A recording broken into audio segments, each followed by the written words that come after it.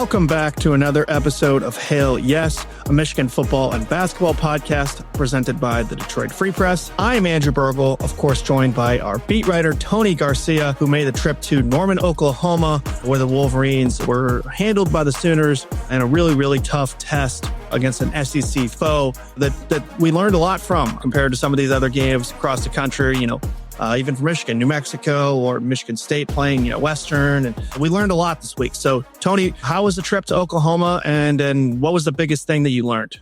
It was sweet. I mean, the game didn't go the way most listeners of this podcast would want it to. And so that part was unfortunate because more winning, it's the phrase is root for radio, right? I say root for writing, more views, more clicks, more interest around the team. You always want that. But aside from that, Norman was an awesome town. I stayed in OKC a little bit outside of it, but got to spend the day on Saturday in Norman. Go to one of their, I think it's called the College Corner. So they have every side of the stadium is bumping, right? There are tailgates all the way around it.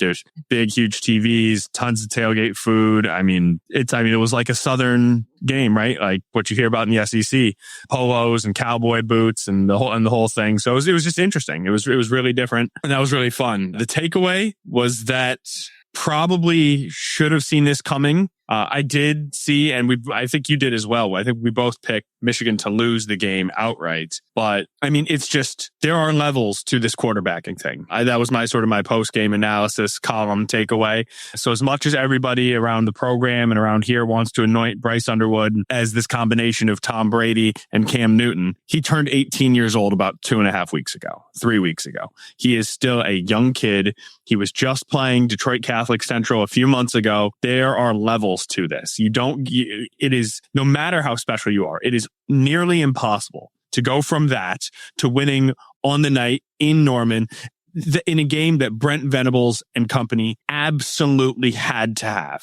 for job security, for this season, for what the rest of their gauntlet looks like. This was a game that they had to get in the bag. It was at home. Michigan gets the return trip next year. And with Bryce as a sophomore, already in just looking ahead, I like Michigan's chances much better next year. And so that was my takeaway. John Mateer, if he doesn't end up in New York for the Heisman ceremony trophy presentation, it's because he got hurt somewhere along the way. This guy is special, really, really special. I've been fortunate enough to see some pretty cool quarterbacks throughout the past few years.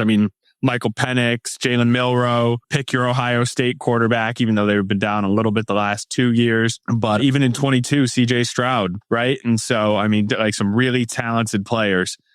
I think that game by John Mateer might have been one of the best that I've seen against a Michigan defense. He tore them apart. And Wink had a good game plan. They were getting free runners at him. His ability to make defenders miss, extend plays, and then either beat you with the arm or his legs. 2 rushing touchdowns, a passing touchdown. He was tremendous. So my takeaway is there are levels to this quarterbacking thing. It's so funny you say that because we haven't talked really on the phone or over text and stuff, but not really fully broke down about this game yet. We'd like to save it for the podcast. And the funny thing is, when I was sitting on my couch watching dual screens, Michigan State on the 2 different games, trying to keep track of what was going on, which is, a headache in it itself. I'm locking in the Michigan game, John Mateer is winning the Heisman. That was my takeaway watching this. He is such a vintage Heisman trophy winning quarterback in the way that he plays, right? He plays with the college football heart, and he's just running through dudes and just what the Heisman Award is supposed to be, most outstanding player, right? If that's not what it looks like, then I don't know what is. Touching on Oklahoma a little bit, I think that they were definitely underrated. You remember they were outside of the top 25, I believe, in one of the polls coming into the season. Who knows where they're going to end up, because we've talked a little bit about their schedule. My God, they are the absolute victim of the modern super conferences as far as who they're playing. They get Michigan out of conference, but who they're playing in conference is just absurd. So who knows where they're going to end up at the end of the year. But I feel confident saying right now that they're easily one of the 10 to 15 best teams in the country right now. Long season, things can change. That was a real test, as big of tests as they come early in the season. Obviously, everyone wants to focus on Bryce Underwood, who went 9 of 24 for 142 yards and missed some big throws. He still had the flashes, but what was your Bryce Underwood synopsis? Yeah, well, first, I just wanted to say an Oklahoma quarterback winning a Heisman Trophy, that'd be really rare, right? It's not like Baker Mayfield did it in 2017 or Kyler Murray did it in 2018. Jalen Hurts. And I think Jalen Hurts, I believe, was the runner-up the next year in 19. I think he lost. Why do I always think that he won the Heisman? I know. I do too. I'm pretty sure you can double check that, but I think that was the year Joe Burrow won it in 2019, if I'm not mistaken. But anyways, your question was about Bryce. Can you pose it again? I was Heismaning. Yeah. I mean, obviously the early throw from Underwood comes into mind where he drops his arm angle and whips it out into the flats. And it's like, oh man, God, this guy, you see it right away. It pops. But you look at the stats and you watch the full game and he finishes 9 of 24, really poor yards per attempt. Basically, any statistical number you look at is going to show you that it was a bad day. And you lose 24-13. So obviously that in itself says that. But what was your synopsis, as a whole for Underwood's first real test there? Sometimes you got to take what Sharon Moore and company say with a grain of salt, because I've never heard them say, I mean, if you only listen to them and directly what they said, you would think Michigan's going to go undefeated and win the national championship every single year, right? Because there's no holes. That's not unusual, though. I mean, that's most college football programs, right? No, for sure. And so I'm saying, so I'm not saying, well, Sharon Moore said this, so I'm saying this. But I do agree with Sharon. It didn't look like the spot was too big for him, right? Like he didn't seem to be completely panicked or flustered. It seemed like he had a bad night and that maybe he himself had to kind of go through the fires a little bit, right? He didn't put the ball in harm's way a ton. Maybe there was one sort of deep pass. I think it was to McCulley. Maybe it was to Goodwin that could have been picked, but that's really it. But overall, I mean, like you said, you mentioned some of the flashes that pass to Morgan on 3rd and 9, the only third down he converted all day, when he rolls right and he looks like he's going to run, draws 2 defenders up, then hits McCulley right in the numbers, who takes it upfield for like 39 yards or something. So that was a good play. But yeah, I mean, he started 4 of 5 and then went 5 of 19 the rest of the way. And 2 of those completions were on the final drive when Oklahoma was up by 2 scores with 2 minutes left. So, I mean, in the meat and potatoes of the game, it was not good. It was 3 incompletions in a row, completion, 2 in a row, completion, 2 in a row, completion, missed 5 in a row. And then it was the final drive. So there was nothing consistent. It left a little bit to be desired, sort of the play calling. I would say it felt pretty conservative. I said this to you before the show. It felt like Michigan was playing to not lose instead of playing to win, where I think if you're going to have someone like a Bryce Underwood in this situation, you got to go down. Like, he has to be the captain of the ship and you're going down with or without him, right? Like whatever he does, so be it. If he throws 2 picks, he throws 2 picks. But you can't be trying to, I mean, Michigan had absolutely no ground game going. Justice Haynes had the one 75-yard run, and you can't take that away. But for the second week in a row, there were no other 10-yard runs that didn't go 50. So it's like a massive home run, or it's really bottled up very largely. The other 31 carries went for 71 yards. I mean, just look at Jordan Marshall, who's supposed to be the 1B of this team.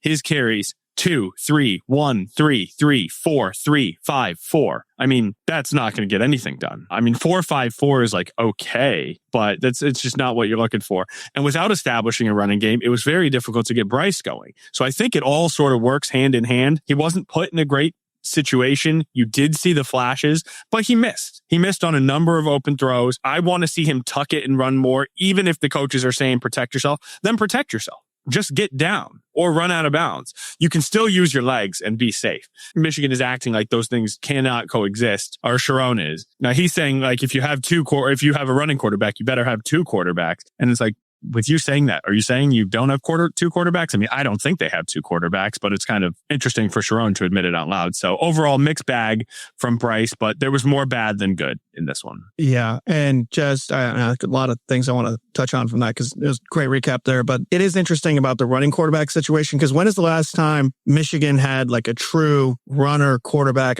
With Shea Patterson, but he wasn't to the level that Underwood is as far as physicality and ability to break through. So I don't think it's something that Moore is probably overly comfortable with. You know, it's not like that's his bread and butter, right? He's used to more of the plot and run. And McCarthy could scramble, but, you know, they didn't like to put him in harm's way all that often, right? Yeah. Well, I mean, their sizes are very different, right? Like JJ really would get hurt. I mean, JJ is maybe 6'1". I mean, we've seen him beef up for the NFL. He was maybe 190 pounds when he was playing at Michigan. Bryce Underwood is 230, right? 6'4", 230. There's a difference. Now, I'm not saying lower your shoulder and start trucking dudes. I don't think the block on the Justice Haynes 5-yard touchdown was advisable, even if it was a sweet play. But there, you can run him more. Doesn't that give you a window into maybe that what they're probably seeing from Bryce in practice? I get the vibe that maybe reading between the lines between what Moore is saying about Underwood, perhaps the guy doesn't have an off switch, right? Like McCarthy was, he was definitely kind of, when you get between the lines, he was definitely a maniac, right? Maybe Underwood is not showing in practice and stuff that he's so good at getting down and not running through contact. And you saw a little bit of it when he threw that block on the touchdown run, right? And they're a little worried that maybe he can't really tone that down yet as an 18-year-old on the road, right? Well, what I would say is it's going to be impossible to gauge in practice because he's going to be wearing a red no contact jersey, right? I mean, you are like, nobody is allowed to touch the quarterback under any circumstance in practice. And so you're right. So it's something that they're going to have to, I think you're totally right. Like you're going to have to pick up the vibe, right? Like, do you know that that's where you needed to get down, or are you just sort of running through to like finish out this play here? And if the only time you can figure that out is in live time, I do understand the premise of why you don't want to chance it. But you now have a loss on the resume. And the season can get late pretty early. Yeah, and don't you think it'd probably actually, we'll talk about Central Michigan here in a little bit. I want to finish up my thoughts on Oklahoma, and then we'll move on to that. But, Central Michigan might actually not be a bad time to start experimenting with some, I'm not calling for like Cam Newton QB draws, right? But get him on the move, get him outside the pocket, because the physicality of Central Michigan won't be to the level that it was against Oklahoma or Nebraska or any other Big Ten team. So it might not be a bad time to experiment with it. Yeah, absolutely. I think it is. But also, there's always a but also. It's also a chance for Michigan. I mean, they've been saying, like they were saying this week, they might limit the playbook a little more, like, hey, like we do these types of things well. Let's make sure we really emphasize these, right? And you figure that the offensive line should hold up a little better. So maybe it can also serve as a chance for a time for him to get on the same page as some wide receivers, make sure people are hitting their proper depths, make sure the timing is right going in. So, but it's a lower opponent, which means more things are on the table. So I think it's both, right? I think it's absolutely a chance to run it. But also, if you're like, oh, well, why are you running him against Central Michigan when we can beat them with our eyes closed? But you weren't going to let him use his legs against Oklahoma when we needed that dual threat ability. So I can see it. 6 to 1, half dozen another. Yeah. I mean, it's totally, a bit of either way. But wrapping up Oklahoma here, our friend and colleague Sean Windsor, who unfortunately couldn't make the trip to Oklahoma, but did still write about the game. His instant analysis is kind of where I landed as well. Was Underwood was not perfect. By no means was he perfect, but you'd expect that of a freshman quarterback. Michigan is going to have to get him more help as this season goes on. If they want to have college football playoff goals, if they want to beat Ohio State, if they want to have a fun season, to really dumb it down. You have one receiver, Donovan McCulley, who had the sick catch. He only had 3 catches for the day, 3 for 91. You take that probably. But the rest of the receivers had 1 catch each between Channing Goodwin, Smaj Morgan, and Zach Marshall, right? Obviously, you're without Marlon Klein, so that's a little bit of a changes things, of course.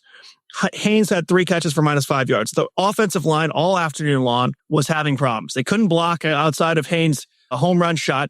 And you talk about the home run shots. It's darn hard to build an offense around that, right? Because you feel like you're ramming your head in the wall. Obviously, you know that you're going to break one eventually, but it's human nature to watch up stuffed, and kind of just go away from that, right? So chunk plays are an incredibly important way to build an offense. And so they're not getting that right now. So long story short, to dumb it down, as Sean said, Michigan's going to have to get Bryce some more help in a myriad of different ways. Yeah, no, I mean, I think it's super fair. I'm glad you pointed out the Klein absence because, I mean, he was their leading receiver in the first week, right? He had like 6 grabs, 92 yards, I think he finished with, and a touchdown. So that was a notable loss.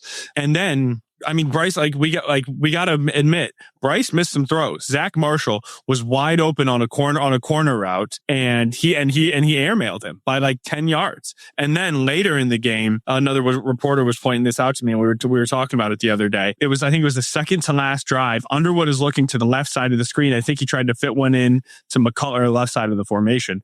I think he tried to fit one into McCulley. Zach Marshall, again, was, wide open on a wheel route. Like nobody around him, walk in touchdown type. And he didn't get back to that side of things. And so there were plays to be had. And you talked about McCulley's fantastic grab. I mean, these are just a few here and there. By and large, they do need more help. And I think you touched on it. It's the run game in my mind. That's where this help needs to come from. You have to be able to have consistent push on the ground, and you have to be able to, to move the ball with some consistency on the ground. Otherwise, there's just no hope. Michigan had 4 first downs on the ground the entire game. 4. Like, if you're only moving the sticks 4 times on rushes, and some of those are on 3rd and 2 or so, there's just no hope. And so I think that's probably a good place to put a pin in Oklahoma. All right, moving on. The Wolverines have Central Michigan this week and Nebraska on the road next week, both of which head coach Sharon Moore will be suspended from.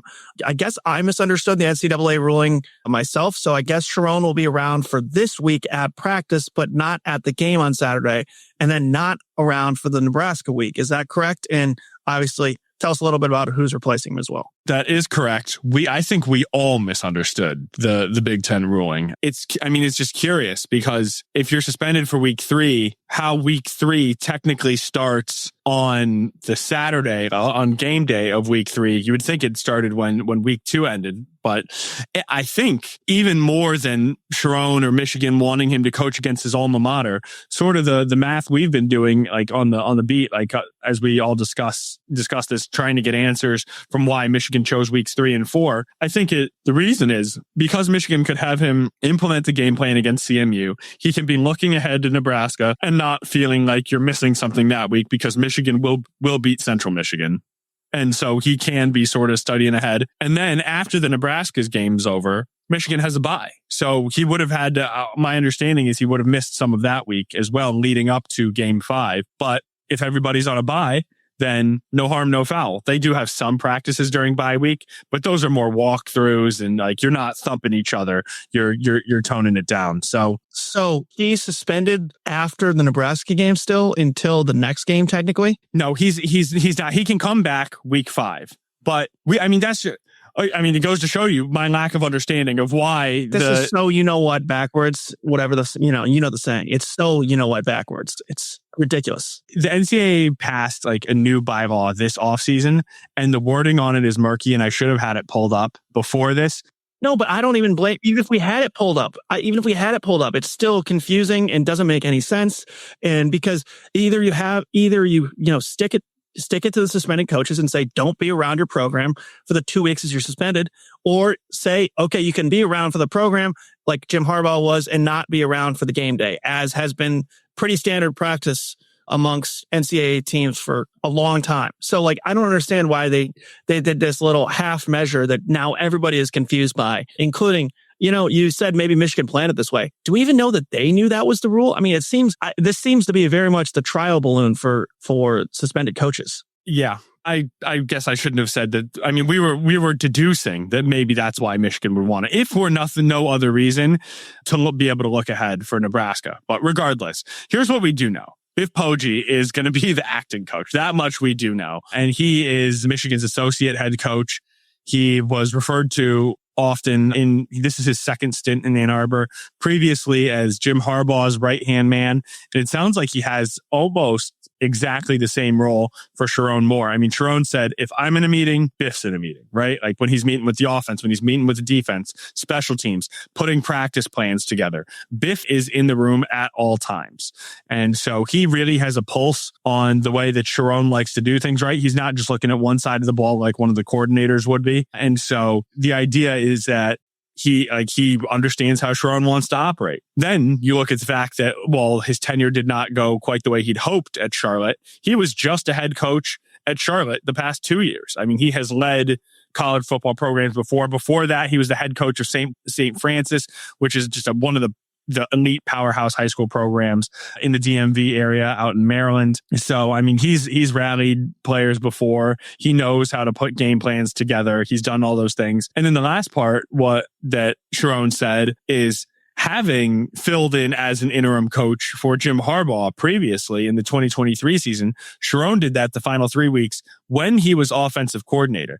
And without directly saying it, the implication is that was a lot on his plate. right? I mean, it was a ton to be trying to call your best game plans on offense while thinking about the bigger picture, challenges, get timeouts, managing the clock, all these things.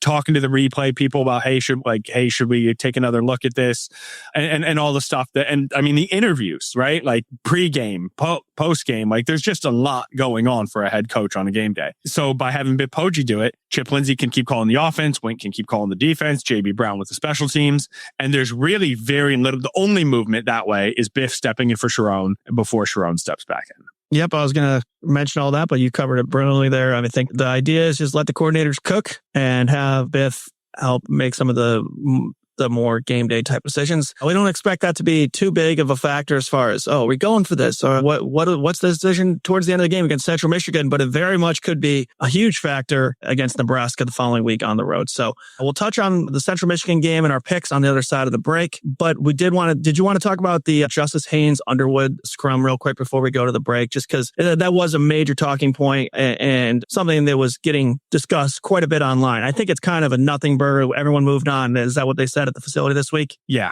I don't know how much needs to be touched on. Everybody saw what happened on the broadcast. I mean, Justice and Bryce were barking at each other back and forth on the sideline. It was funny. We were talking to Greg Crippen yesterday, Tuesday evening at Schembecker Hall. He said he didn't even see it and he's in the offensive line, until he was flying back home and just sort of scrolling through social media, passing the time. And then it came across his feed, right? He's like, I didn't even know this happened. So clearly it was not some big dust up in the locker room. And then Sharon told us the story about how the next day, it was Sunday, Justice and Bryce together were the two who came into the facility. Either they were sitting together or they came in first or they stayed last, what have you. But there was a time where just the two of them were watching film together. And I mean, after the game, Justice is like, that's my brother.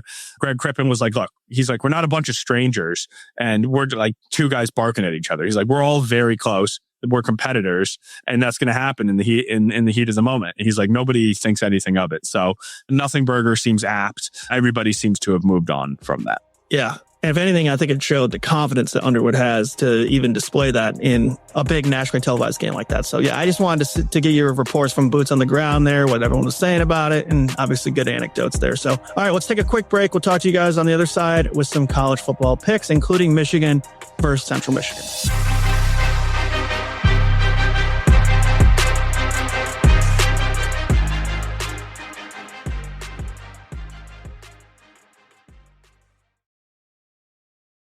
Welcome back, everyone. We're going right into our college football picks for the weekend. And usually we like to make you wait for the Michigan picks for that week, but we're still got some things we want to talk about with Central, including a clarification on the new NCAA infractions rule, Tony, that you had some time to pull up. So do tell. Yes. So this is from back in January when the Division I Council approved changes to the infractions penalties. It said several changes are being made to the penalty matrix used by the Division I Committee on Infractions. And here's the line that I think is most relevant. Expanding suspensions for coaches to potentially include all athletic activities between contests rather than just the contests themselves. So by between contests, we figured, week 3, that means that you are suspended for week 3 and for week 4, but it is between the two. So say you're suspended for games 1 and 2 of a season like normal. You could coach up to game 1. You'd be suspended for game 1 and suspended through game 2, through the conclusion of game 2, the end of that day, 11:59:59. And then as of midnight Sunday, you could come back. So I guess that's now how I read it, but like it's murky in case that was not clear. Yeah. And really, to be honest with you, this is the kind of stuff that only like you, me, and the other editors on the desk care about, right? Because it's like we have to make sure we have our technicalities correct in our writing and our podcast. I mean, 95% of fans are going to show up and be like, oh, Sharon's not there today, right? Like that's really what it's going to come down to, especially for Central Michigan. So, but we are a facts-based podcast, truth tellers. So we did want to nail that down. Let's get right into the picks. Michigan is a 27.5 point favorite as of Wednesday morning here at time of recording. These games can shift with big wages and whatnot. But you think Michigan bounces back in this noon kickoff on BTN? I do think so. Yes. They'd better hope they do, right? This is a get right spot. This is when you get your mojo back and you start moving into Big Ten season. It's conference play the rest of the way. I think they're going to want to get I mean, they're going to want to get the ground game going. They're going to want to get the passing game going. They're going to want to keep. They've done a great job generating turnovers. They've generated 5 turnovers this year, and their only turnover that they've committed was not even on offense. It was a fumble on special teams, right? So if they win this turnover battle by multiple, they don't even need to. But if they do again, that's how you could really run this thing up. I know we didn't spend much time on Central Michigan, but Drinkle, who came over from Army, he is now in charge of Central. They played 3 quarterbacks last week at Pitt, and it wasn't like I didn't see any of them get hurt, and it wasn't like anyone was terribly inefficient, but maybe they're just trying to still find their guy. The Deion Sanders is what they call that. That's what he did last week too. Yeah, and their third string guy is the guy who's going to get named the starter in week 3 at Central over like some 5-star recruit. Anyways, Central, I mean, they're like coming from the Army School of Football, they want to control the ground. They want to control time of possession. They're not going to be able to against Michigan. So I think there's going to be a lot of 3 and outs on that side of the ball. I think Michigan should have some short fields, and I think they win this one something like 38-10, 38-9, 41-10, somewhere in that range. My official pick is tomorrow. So, but yes, Michigan covers. And that would be good enough to cover the spread, even though 38-10 would be really flirting with it there. But I concur with what you said. This is an opportunity for Michigan to, you know how like when you hit a bad few drives, maybe you make a bogey or double bogey on the course, and then next drive you step up the tee and you just spank that thing with everything you have. I think that's what Michigan's going to do against Central Michigan on Saturday. Just let out a lot of that anger from the Oklahoma game, and it's just not a great spot for Central, to be honest with you. They get an angry Michigan team with a lot to prove with Sharon not there. So I don't think a lack of focus is going to be a problem in this one. And that's really the only thing that can ever trip up these Power 4 teams against MAC and FCS and all these other lower schools. So I think it's a pretty easy one for you and I. We're going to agree on Michigan there. So debatably the biggest game of the weekend, though, there's 3 great ones that we'll get to in a minute. Georgia at Tennessee. The Bulldogs are 4.5-point favorite on the road. Who do you like in this massive SEC showdown? I like Tennessee. I have not been impressed by Georgia and Gunnar Stockton. I guess week 1 against Marshall 45-7 was okay. They looked wholly underwhelming against Austin Peay last week. It was like 27-6 was the final. I don't have it up in front of me. 28-6. 28-6. Okay. But I mean, I remember I was checking in on that game throughout the day, and I was just like, this is gross. Like, this is really not good. Gunnar Stockton has not really inspired me, a lot of confidence in me. They have not had a consistent ground game. They're still looking for their lead back, I think. While Joey Aguilar for Tennessee, I think that's why Tennessee was more than happy to move on from Nico Iamaleava to this guy Aguilar, who has just been really great through the first 2 games. 5 touchdowns, no picks. Last week it was East Tennessee State, so it was the school of the blind, right?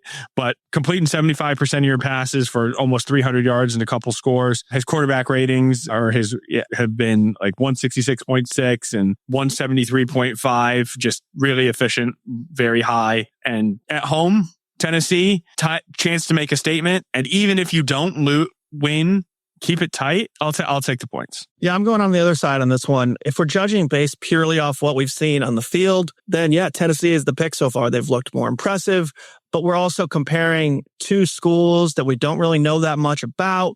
We don't really know, what the game plan was, how much Georgia was hiding, how much Tennessee was hiding. And so with that said, I'm going to go with the program here and pick Georgia to figure it out like they've done so many times over the last decade, basically now. It feels like we're going on a decade, although it might be a little shorter than that as far as this Kirby Smart run. That said, so I'm rolling with the Bulldogs. I'm not as concerned about Stockton Rush. Not Stockton. What's Gunnar Stockton? That's the stupid submersible guy. I always call him Stockton Rush. Gunnar Stockton. You know what I'm talking about from the submersible, the Titanic? Yes. I watched like 3 documentaries on him this summer, and ever since I call Gunnar Stockton Rush every time. Bar none. So Gunnar Stockton, I think he's going to figure it out and lead a huge road victory, because that schedule doesn't get much easier for Georgia. Just to run through it here real quickly. At Tennessee, hosting Alabama, which is always a massive game. Then you got Kentucky at Auburn, who's ranked now, Ole Miss, Florida, Mississippi State, who looks pretty good after that win over Arizona State, who was highly touted. And then you got Texas in week, 10 or 11 that is. And then Charlotte, who, the downer, and then Georgia Tech. So, I mean, if Georgia's Georgia, they'll run through that, but there are some landmines on that schedule. So it starts with an important one against Tennessee here. Yeah, Tennessee hasn't kept it inside of 2 touchdowns the last 4 years. So and that's when Tennessee has been better. Tennessee is quote unquote back compared to what they had been for, the decade plus before that. So this is like the good version of Tennessee, and Georgia is just a different beast. Speaking of different beast, USF, who has now pulled off 2 upsets in a row, first beating Boise State, then the upset of debatably the year, especially so far, going on the road to the Swamp and beating Florida. Well, now they've got Miami. They're at Miami, and they still, despite shooting into the college football rankings, are a 17.5-point underdog. All of us have this game circled now. You got to watch it. But will the Magic March Madness run come to an end against the Hurricanes? Yeah, it feels like it has to. And I don't get credit for this, but I did say off air last week to you that South Florida spot was a sneaky spot, and that there was a chance there. I can confirm. It was said. I appreciate that. And so now I just want to say that. So if I pick against South Florida this week and I look like an idiot, then I'm not just always fading South Florida and taking the favorites. But I mean, you can only get hype and get up for these games so many times. They've already done their work in the non-conference. Wins against Boise, win against Florida. All you got to do is win the league, and you are the Group of 5 representative. So, I mean, and now Miami certainly, if they were going to be sleeping on South Florida, definitely is not. So, I mean, I just think for every reason under the sun that the magic runs out here. I wish this was 16.5, because then it would be really like a lot easier to pick Miami. But again, whenever anything is 7.5, it feels like they're daring you to take we'll give you the hook too. We'll give you the key number and a little bit more just to sort of entice you in. So I'm going Miami. All the bad gamblers and people who don't watch college football that really closely, but they watch the scores. They like to have some action on Saturday. They're all going to be on USF. Are you kidding me? 17.5? And for that reason, I'm going with the Hurricanes, right? I mean, this is a really bad spot for USF. You're talking about getting the physicality of playing. I mean, Boise State is probably closer to USF than definitely closer than Florida, but getting up for 3 games in a row like that, it's just really, really tough to do. And it feels a lot like I mentioned the March Madness Cinderella story that can they do it one more time? And it seems to always come to an end at some point, right? And now if they do win this, we're not going to be talking about if they're making the college football playoff, but how high they're going to be seated, because after that, it's just pretty much absolute dogs outside of Memphis. Yeah, I mean, their conference is not tough. They don't even have Tulane. Yeah, their conference is not tough. So they will, in all likelihood, still be making the college football playoff, win or lose this game. And so I just think it's a game that Miami has a lot more invested in. So I'm going to go with the Hurricanes to come out and end this little magic USF run. Speaking of Florida, who we just talked about with USF, now after losing that game to the Bull Sharks, are they just the Sharks? I always forget what their logo is. Oh, just the Bulls. USF are the Bulls. Yeah. Yes. But it's like a tiger shark. Isn't it like a shark thing? I don't know. I mean, I always just see the horns on the logo. Why would they be that's what I thought, because they're in, Tampa, that it would be a shark-based theme, but maybe I was just reading into that too much. Either way, back to the things that really matter. Florida was upset, and now they have to go on the road to play LSU. Garrett Nussmeier and a fired up LSU team who's looking really sharp with a win over Clemson. It's not looking as good now, but still LSU, a big favorite, 7.5 points over the Gators. So who are you picking, Tony? Yeah, I got to leave for a press conference in about 90 seconds, so I'm going to keep this one quick. I am taking LSU at home.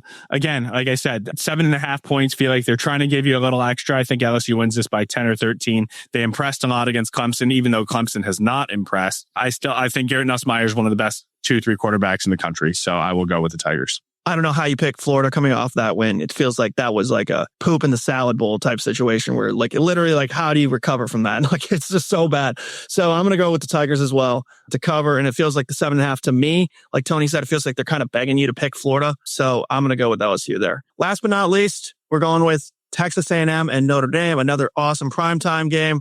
Fighting Irish looking for a statement victory after dropping the opener. Tony, make your pick. Yeah, I'm going to go with Notre Dame. It's at home. They're coming off a bye. They darn near came back against Miami in Miami. Well, they did. They tied it up. They just couldn't force OT to get a chance to win it.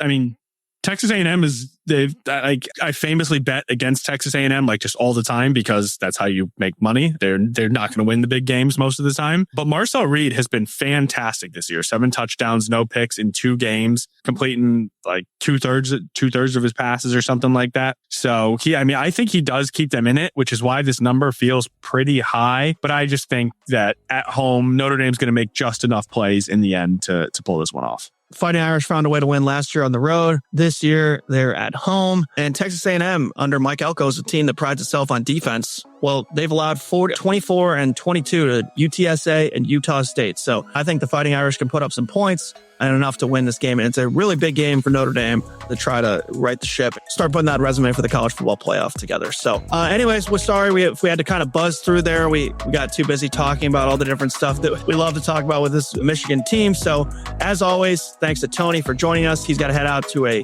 Michigan football press conference. Thank you to our editor, sports editor, Bill Bradley, our editor-in-chief, Nicole Avery-Nichols, and the editor of this podcast, Robin Chan, for making it all happen. So with that said, we'll talk to you guys after Central Michigan for a preview of a massive game against Nebraska. We can't wait, and we'll talk to you guys then.